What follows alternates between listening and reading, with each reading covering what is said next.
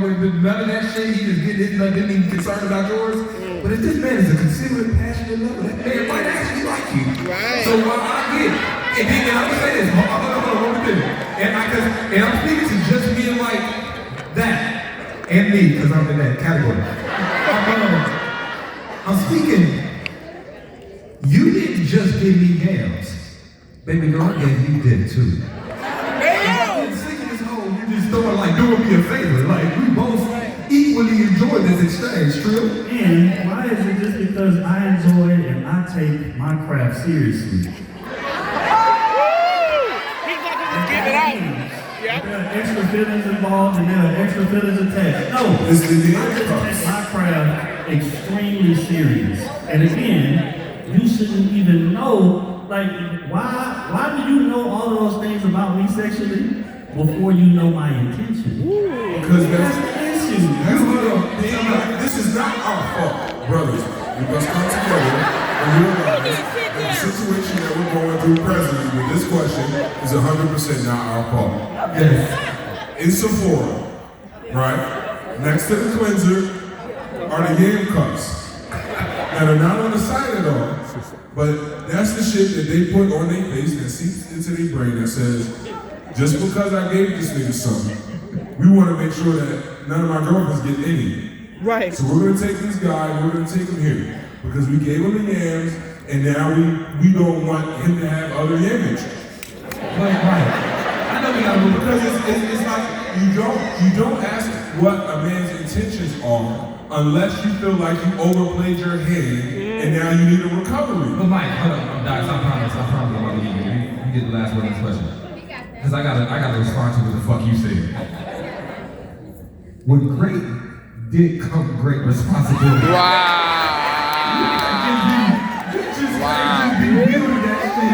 Irresponsibly. Like if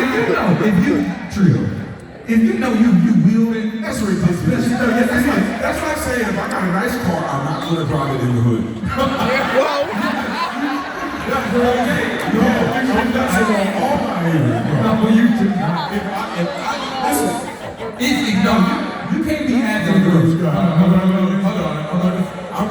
gonna say this. I'm gonna say that if I am able to provide a woman a subpar, like super subpar, like I'm not just out here trying to give medium dick. If I got exceptional dick, I believe that the community needs that.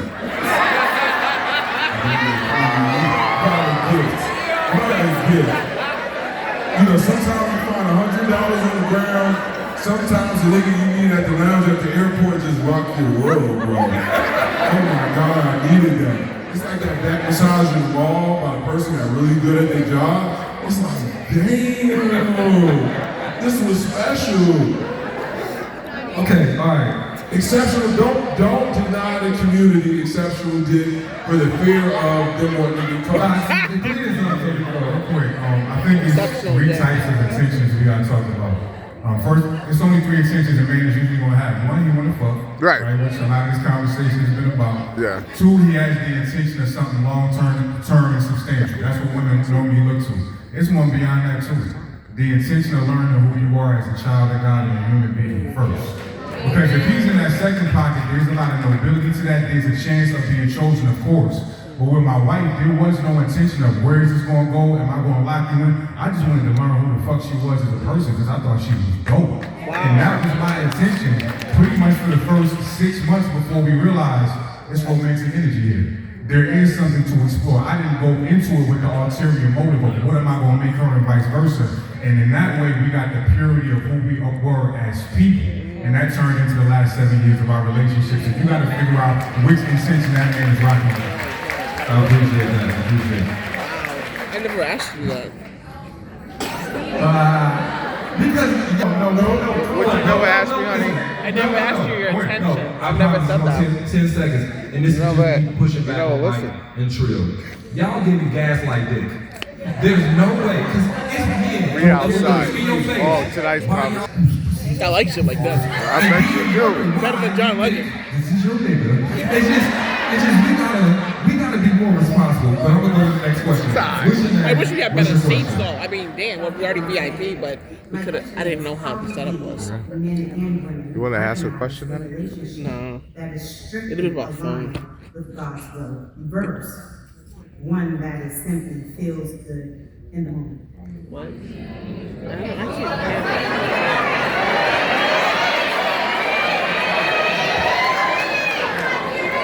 Are those two married? Right, y'all like, come on, I kid. didn't think. Now, I'm an intellectual person. I need time to think sometimes, so I can really process. I'm gonna let one of y'all throw it so I can process my answer, so I can give y'all something that's a good answer. I need a, is this your question or is this the microphone?